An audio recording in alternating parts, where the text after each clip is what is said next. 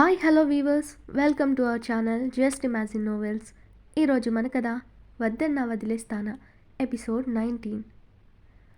ఏంటి సార్ మీ మాటలు? అంది శివాని కోపంగా.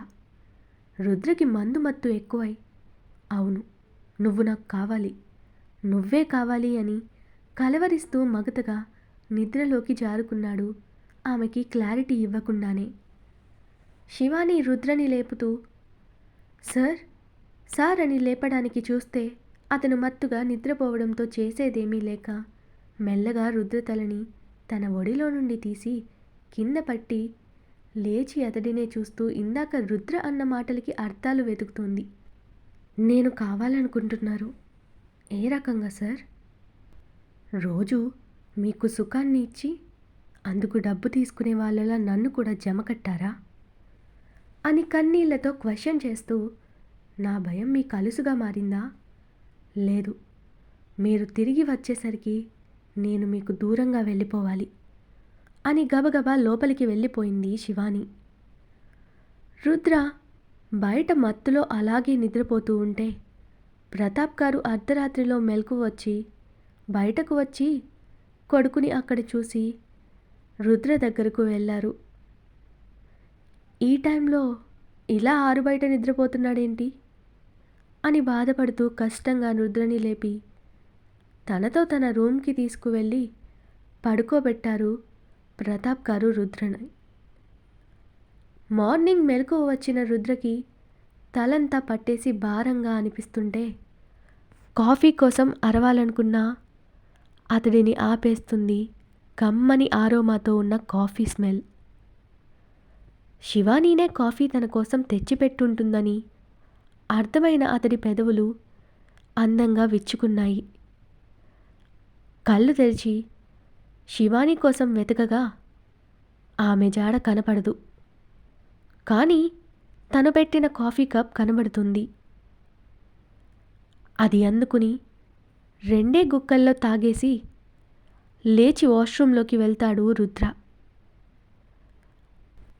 అతడు స్నానం చేసి వచ్చేసరికి బెడ్ మీద డ్రెస్, దానికి మ్యాచింగ్ థింగ్స్ కనపడి శివ అని మొదటిసారి ప్రేమగా అతడి నోటి నుండి వచ్చిన పిలుపుకి అతడికి కనపడకుండా గోడచాటు నక్కిన శివానీని షేక్ చేస్తుంది. రుద్ర మరోసారి శివ వచ్చి నా తల తుడువు అనగానే ఇక తప్పక లోపలికి అడుగుపెట్టింది శివాని. రుద్ర తనని చూసి నవ్వుతూ టవల్ ఆమె మీదకి విసిరి, ఏంటే ఈ దాగుడుమూతలు అన్నాడు రుద్ర. అతడి నవ్వుని మొదటిసారి చూస్తున్న శివాని మైమరిచిపోయి, హాయ్ హాయ్ ఏముంది ఈ స్మైల్, నవ్వుతో ఎదుటివారిని కట్టిపడేయడం అనే మాట విన్నా కానీ ఫస్ట్ టైం చూస్తున్నా అంది మైమరుపుగా రుద్రని చూస్తూ. రుద్ర అదే స్మైల్తో, నువ్వు నా పక్కన ఉంటే ఈ నవ్వు చెరగదే, నువ్వింతగా నా మనసుకి ఎక్కేస్తావని అస్సలు ఊహించలేదు అని మనసులో అనుకుంటూ, ముందు నాకు తల తొడవవే, ఫ్లైట్ టైం అవుతుంది అన్నాడు రుద్ర. ఇప్పుడే బయలుదేరతారా అని అడిగింది శివాని రుద్ర తల తుడుస్తూ. అవును, ఎందుకు అలా అడిగావు, నాతో ఏమైనా చెప్పాలా అన్నాడు శివాని చేతిని పట్టి ఆపి తన వైపు చూస్తూ రుద్ర. ఏం లేదు, క్షేమంగా వెళ్ళి లాభంగా రండి అని పైకి చెప్తూ, మీరు వచ్చేసరికి నేనిక్కడి నుండి ఎవరికీ కనబడనంత దూరం వెళ్ళిపోతాను.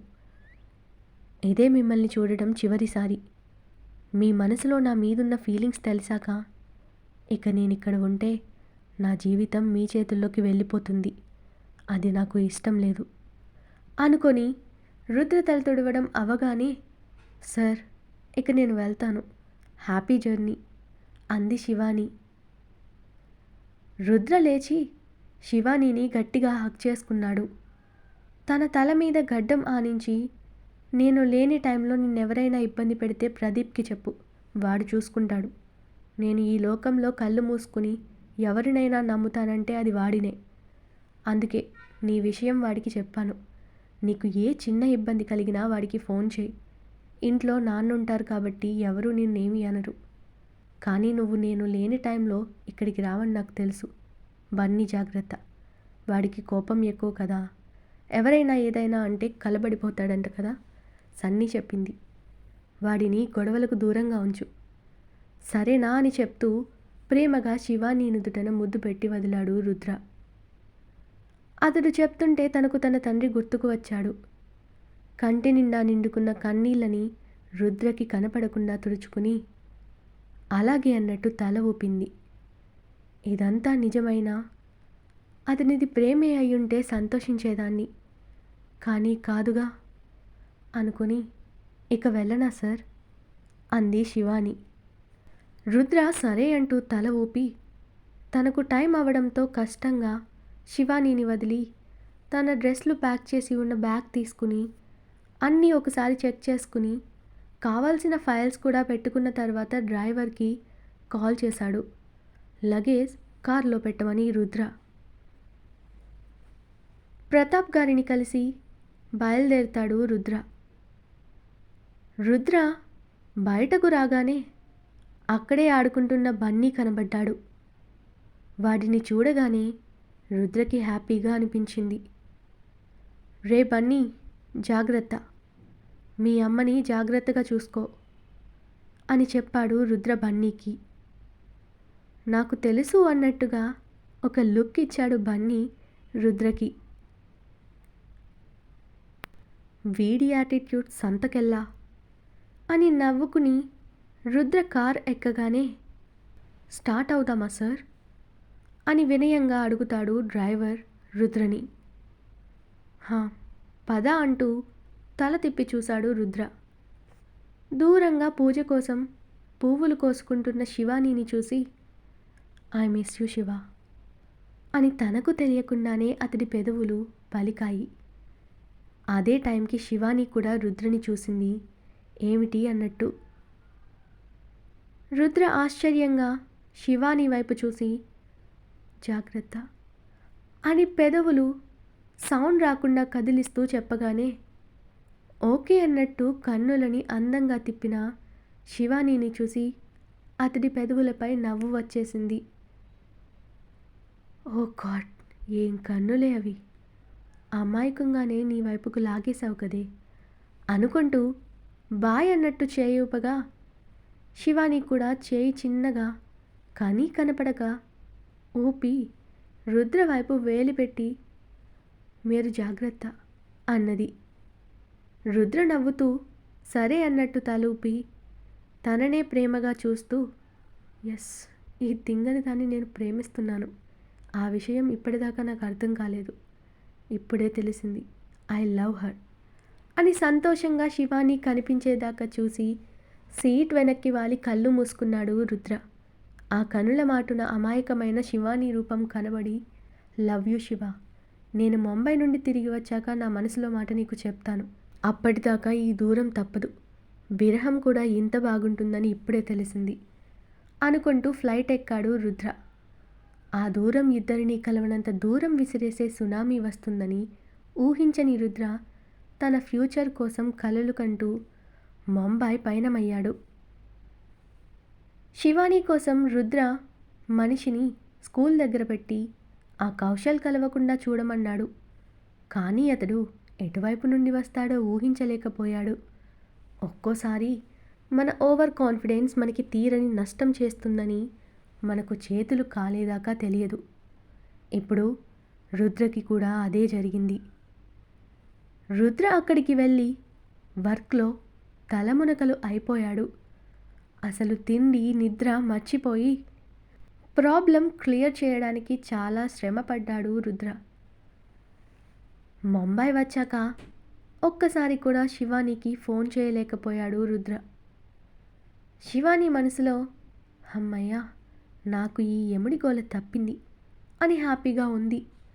అలానే 2 రోజులు గడిచిపోయాయి. ఆ రోజు శివాని స్కూల్ నుండి ఇంటికి వచ్చేసరికి మెయిడ్ ఆమె దగ్గరకు వచ్చి శివమ్మ, మిమ్మల్ని పెద్దయ్య గారు పిలుస్తున్నారు అని చెప్పింది. వస్తున్నా అని చెప్పండి అంటూ ఆవిడని పంపేసి, బన్నీ నువ్వు స్నానం చేయి బంగారం, నేనొచ్చాక నీకు తినడానికి ఏమైనా వండుతాను అంది శివాని. సరేమా అంటూ బన్నీ లోపలకు వెళ్ళాడు. ఇంట్లోకి వచ్చిన శివానికి అక్కడ కౌశల్ కూర్చుని కనబడతాడు. అతడిని చూసి శివాని నవ్వుతూ, కౌశీ నువ్వేంటిక్కడ అంది ఆశ్చర్యంగా. కౌశల్ అప్పటిదాకా ప్రతాప్ గారితో మాట్లాడుతూ శివాని పిలుపుకి తిరిగి చూసి, నీకోసమే శివా అన్నాడు స్మైలీ ఫేస్తో. ప్రతాప్ గారు శివానీని చూసి, మీరు మాట్లాడుకుని తర్వాత నన్ను కలువు బాబు అని అక్కడి నుండి వెళ్ళిపోయారు ఆయన. ఏం మాట్లాడాలరా అని శివాని అడుగుతుంటే, ఇలారా అంటూ కౌశల్ శివాని చేతిని పట్టుకుని గార్డెన్లోకి తీసుకువెళ్ళి కాసేపు ఏదో విషయం మాట్లాడి, ఇప్పుడు ఆయనతో నువ్వే మాట్లాడు, తర్వాత ఏ విషయం నాకు చెప్పు, ఫోన్ చేయి శివా, ఇక నేను వెళ్ళనా అన్నాడు కౌశల్. శివాని ఆలోచిస్తూ సరే అని తల ఊపి అతన్ని పంపేసి తన ఇంటికి వెళ్ళింది. బన్నీ స్నానం చేసి వచ్చి, అమ్మా వచ్చేసావా అన్నాడు నవ్వుతూ తన కాళ్ళు చుట్టుకుని. శివాని వాడిని చూసి నవ్వుతూ ఎత్తుకొని, వచ్చేసాలే పదకన్నా అని కిచెన్లోకి వెళ్ళి వాడికి కావలసిన బిస్కెట్స్ పాలు ఇచ్చింది. బన్నీ బిస్కెట్స్ని పాలు తాగాక పద ట్యూషన్కి టైం అయింది కదా అంటూ బన్నీని తీసుకుని మళ్ళీ ఆ ఇంటికి వెళ్ళింది సన్నీ వాళ్ళ కోసం శివాని. నైట్ పడుకుని ఆలోచిస్తున్న శివానికి ఇదే మంచి అవకాశం అనిపించింది. కౌశల్కి మెసేజ్ చేసింది, నీ ప్రపోజల్కి నేను ఒప్పుకుంటున్నాను అని. అప్పటికే కూడా మేల్కొనే ఉన్న కౌశల్ ఎగిరి గంతేసినంత పని చేసి వెంటనే మెసేజ్ చేశాడు. ఫోన్ చేయనా ఇప్పుడు, ఏం ప్రాబ్లం కాదు కదా అన్నాడు. చేయని శివాని రిప్లై ఇవ్వడం ఆలస్యం. కాల్ చేశాడు కౌశల్ శివానికి. శివ నువ్వు నిజంగా ఓకే చేసావా అని ఆనందంగా అడిగాడు కౌశల్. శివాని నిట్టూరుస్తూ, నేను బాగా ఆలోచించాను కౌశి, నాకు ఇదే మార్గం అనిపించింది, అందుకే అంటున్నాను ఓకే అని అంది శివాని. ఏదైతే ఏంటి, నువ్వు మన పెళ్ళికి ఒప్పుకున్నావు అది చాలు, నేను రేపే ప్రతాప్ గారితో మాట్లాడతాను అంటూ కాసేపు శివానీతో మాట్లాడి ఫోన్ కట్ చేస్తాడు కౌశల్. రుద్ర బిజీలో ఇంటికి కూడా ఫోన్ చేయకపోవడంతో అతడికి శివాని కౌశల్ మ్యాటర్ తెలియలేదు. నెక్స్ట్ డే కౌశల్ ప్రతాప్ గారితో మాట్లాడుతూ, శివానీతో రిజిస్టర్ మ్యారేజ్కి అన్ని ఏర్పాట్లు చేశాను సార్, కానీ ఫార్మాలిటీకి గుడిలో తన మెడలో తాళి కడతాను, అది అవ్వగానే నేరుగా రిజిస్టర్ ఆఫీస్కి వెళ్దాము, మీరే మా తరపున పెద్దవారుగా నిలబడండి సార్, తనకు నా అనేవారు ఎవ్వరూ లేరు అన్నాడు కౌశల్ బాధగా. నువ్వంతలా అడగాల్సిన అవసరం లేదు కౌశల్, శివాని మంచితనంతో మా ఇంట్లో మనిషిలా మారింది, నేను మాత్రమే కాదు మా ఫ్యామిలీ అంతా వస్తాము, తనకు కావాల్సినవన్నీ మా ఇంటి నుండే తీసుకొస్తాము, తన్ని మా ఇంటి మనిషిగానే చూస్తాను, అన్నీ అలాగే చేస్తాం కూడా అని చెప్పారు ఆయన. చాలా థ్యాంక్స్ సార్, మీ మంచితనం గురించి విన్నాను, కానీ ఇప్పుడు కళ్ళారా చూస్తున్నాను అని కృతజ్ఞతలతో చేతులు జోడించాడు కౌశల్ ప్రతాప్ గారికి. అంత మాట ఎందుకులే కౌశల్, మీ పెళ్లి తర్వాత శివానీని బాగా చూసుకో చాలు, బన్నీకి తండ్రి ప్రేమని అందించు, అది చాలు మాకు అని చెప్పారు ఆయన. కౌశల్ వెళ్ళిన తర్వాత ఎందుకో ఆయన మనసు బాధగా మారింది. బన్నీని ఎవరికో బిడ్డగా పంపేయడం ఆయన మనసుకు కష్టంగా ఉంది. రుద్ర శివానీని పెళ్లి చేసుకునుంటే బన్నీ తన మనవడిగా తన ఇంట్లోనే ఉంటాడని ఆశపడ్డాడు. కానీ రుద్ర శివాని అంటే ఇష్టం లేదనడంతో బాధపడ్డారు. ఇప్పుడు శాశ్వతంగా మరొకరికి సొంతం అవుతున్న వాళ్ళని చూసి బాధపడడం తప్ప మరేమీ చేయలేని పరిస్థితి ఆయనది. ప్రదీప్కి స్నేహ ద్వారా శివాని పెళ్లి విషయం తెలియడంతో ఆశ్చర్యపోయాడు. అదేంటి, తనని రుద్ర ప్రేమిస్తున్నాడు, ఆ రోజు వాడు ఆ కౌశల్తో శివాని మాట్లాడడానికే ఇష్టపడలేదు, మరి ఏకంగా శివానీకి అతడితో పెళ్ళంటే రుద్ర ఊరుకున్నాడా, లేక వాడికి ఈ విషయం తెలియదా అని డౌట్ వచ్చి వెంటనే రుద్రకి ఫోన్ చేసి విషయం చెప్పేశాడు ప్రదీప్. శివాని పెళ్లి మ్యాటర్ వినగానే వాట్ అని అదిరిపడ్డాడు రుద్ర. నువ్వు చెప్పేది నిజమా ప్రదీప్ అని సీరియస్గా అడిగాడు రుద్ర. నిజం రుద్ర, ఇలాంటి విషయంలో జోక్ చేస్తారా ఎవరైనా? స్నేహ ఫోన్ చేసి చెప్పింది. రేపు ఉదయమే గుడిలో వాళ్ళ పెళ్ళంట. మీ నాన్నగారే దగ్గరుండి ఈ పెళ్లి జరిపిస్తున్నారంట అని చెప్పాడు ప్రదీప్. రుద్ర ఫోన్ ఓపెన్ చేసి అప్పటికప్పుడు ఫ్లైట్ కోసం చూశాడు. కానీ ఏవీ అందుబాటులో లేవు. మరుసటి రోజు ఉదయం ఉంది. శివాని కోసం వద్దన్నా వినకుండా ప్రతాప్ గారు చీరలు నగలు తెప్పించి ఆమె ముందు పెట్టారు. సార్, మీరు నా తరపున నిలబడ్డారు, అదే చాలా ఎక్కువ. ఇవన్నీ ఏం వద్దు సార్ అంది ఆమె మొహమాటంగా. అలా అనకు శివాని, మా ఇంటి ఆడపిల్లగా నీకు ఇస్తున్న కానుకనుకో. మా అభిమానాన్ని కాదనకు తల్లి, తీసుకో అంటూ సురేఖ వైపు చూశారు ప్రతాప్ గారు. సురేఖ ఒక పళ్ళెంలో పసుపు కుంకుమ చీర ఇంకా నగలు పెట్టి వాటికి పసుపు కుంకుమ అద్ది శివాని నుదుటను కూడా బొట్టు పెట్టి అవి ఆమెకు ఇచ్చింది. శివాని ఆయన మాట కాదనలేక వాటిని తీసుకుంటుంటే అప్పుడే అక్కడికి వచ్చిన భవానీ వ్యంగ్యంగా, తీసుకో అమ్మా తీసుకో, నువ్వు నక్కతో ఒక తొక్కబెట్టి ఈ ఇంటికి టీచర్గా వచ్చి నెల రోజులు గడవకముందే ఈ ఇంటి ఆడపిల్లగా నీకు సకలం దోచిపెడుతున్నాడు మా అన్నయ్య. కానీ నేను ఆయనతో పాటు పుట్టి పెరిగిన నా మొహాన్ని ఏముండదు. ఇక నా కొడుకుతో గొడ్డు చాకరీ చేయించుకుని ముష్టి వేసినట్టు నెల జీతం ఇస్తాడు. ఇదెక్కడ విడ్డూరమో, మా ఇంట్లో తప్ప ఎక్కడా ఉండదు అంటూ పుల్ల విరుపుగా మాట్లాడింది భవానీ. శివాని ఆమె మాటలకు తన చేతిలోని వాటిని కింద పెట్టబోయింది. అమ్మా శివాని, ఇప్పుడు నువ్వు వాటిని తిరిగిచ్చేస్తే నా మీద ఒట్టే అని ఆయన శివానికి ఒట్టుతో బంధం వేశారు. అలాగే చూస్తున్న శివానితో, నువ్వు ఇంటికి వెళ్ళు తల్లి, నేను వస్తాను అన్నారు ఆయన. శివాని ఆయన కోసం తప్పక వాటిని తీసుకుని వెళ్ళగానే అప్పటిదాకా ఒగ్గబట్టిన కోపాన్ని బయట పెట్టారు ప్రతాప్ గారు. భవానీ, నీకెంత చేసినా ఇంతేనని ఎప్పటికప్పుడు నిరూపిస్తావు కదా. నీకేం తక్కువ చేశానో చెప్పు. పెళ్లి చేసి నీకు కోరిన కట్నం బంగారం ఆస్తి అన్నీ ఎక్కువే ఇచ్చారు నాన్న. కానీ నీ భర్త తాగుడు పేకాటలకు తిరుగుళ్ళకి ఉన్నదంతా ఊడ్చేశాడని చెప్పి ఎన్నిసార్లు మళ్ళీ మళ్ళీ డబ్బు తీసుకుని వెళ్ళావు నాన్న దగ్గర నుండి. ఆ తర్వాత నీకు బిడ్డ పుట్టాక కొన్నాళ్ళకే నీ భర్త అర్ధాంతరంగా దేశాలు పట్టుకుపోతే నిన్నింటికి తీసుకువచ్చి నిన్ను నీ బిడ్డను మేమే చూసుకున్నాం కదా. నీ కొడుకు అడ్డమైన అలవాట్లు నేర్చుకుని ఇలా ఇప్పుడు బ్రతుకుతున్నాడు. వాడే సక్రమంగా ఉండుంటే ఇప్పుడు వాడి భార్య బిడ్డలని కూడా నేనే చూడవలసి వచ్చేదా. నీకు బిడ్డని సరైన దారిలో పెట్టడం వచ్చుంటే వాడు కూడా బాగుపడేవాడేమో.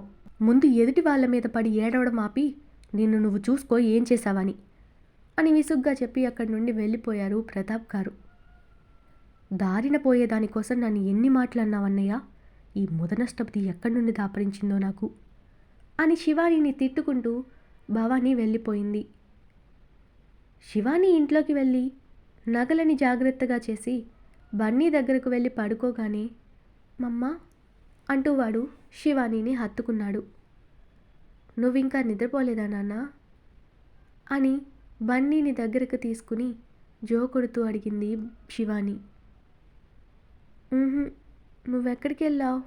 నువ్వు పక్కన లేకపోతే నాకు నిద్ర రాదని తెలుసు కదమ్మా అని చెప్తూ శివాని మెడ వంపులో తల దూర్చాడు బన్నీ. దానికి శివాని నవ్వి, తాతగారు పిలిస్తే వెళ్ళాను నాన్న, ఇక పడుకో, మనం పొద్దున్నే గుడికి వెళ్ళాలని చెప్పాను కదా అంది ఆమె. నాకు గుర్తుంది, మా నాన్న కూడా రేపే వస్తాడని చెప్పావు కదా.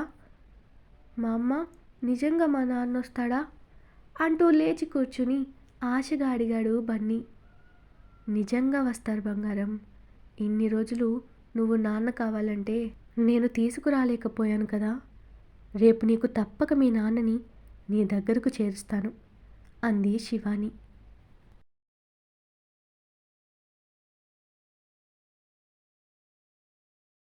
Thanks for watching. ఈ స్టోరీ మీకు నచ్చినట్టయితే లైక్ చేసి కామెంట్ చేయండి. అలాగే ఇలాంటి స్టోరీల మీద ఇంట్రెస్ట్ ఉన్న వారికి షేర్ చేయండి. ఈ స్టోరీ వినాలి అనుకుంటే సబ్స్క్రైబ్ చేసుకుని బెల్ ఐకాన్ మీద క్లిక్ చేసి ఆల్ అనే ఆప్షన్ని ఆన్ చేసుకోండి. అప్పుడే నేను ఇచ్చే ప్రతి అప్డేట్ మీకు టైంకి చేరుతుంది.